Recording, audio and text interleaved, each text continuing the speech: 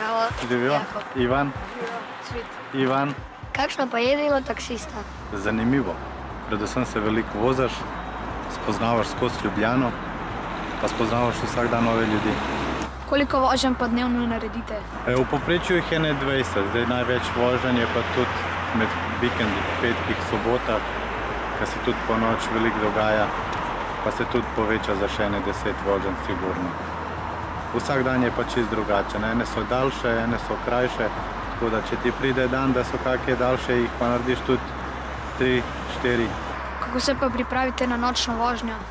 Ja, dan pred tem se je potrebno dobro naspati, ker noč je dolga in se moramo oranj naspati. Začne se pa nekje od 6. ure popoldne, pa tam nekje do 9. zvečer se začne, pa traja zjutraj do 5, 6.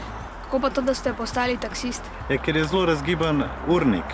Lahko se začne delati, kadar ti paše, lahko se dela malo več, pa zanimiv del je.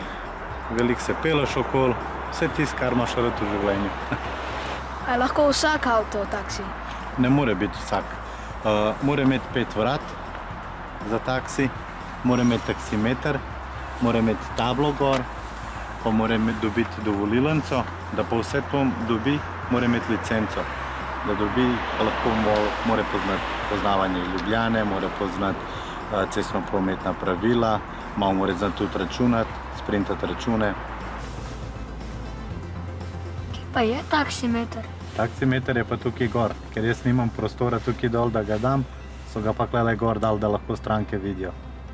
Pa lahko vidimo, kako deluje taksimeter? Seveda, pržgemo ga, je štartnina 1,95 €, vsak nadaljni kilometer je 1,09 €, vmes je pa še čakalna ura, ki odšteva.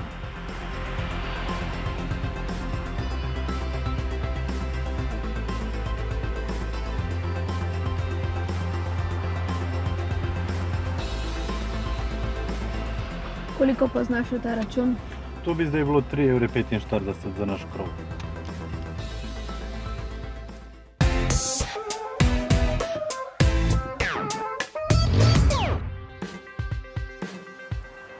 Pa imate kakšne skrivne poti, ki je čaj gneča, na primer? Tudi imamo kakšne ulice, ki se vežejo iz stranskih v glavne, ki lahko pridemo. Imamo tudi svoj pas, po Celovški pa po Dunajski, rumeni, po kjer mu lahko vozimo sami, ki dosti pomaga, ki je gužva. Pa tudi čez kakšna parkirišča se da pridati na kak naslov, pa čez kakšno ulico.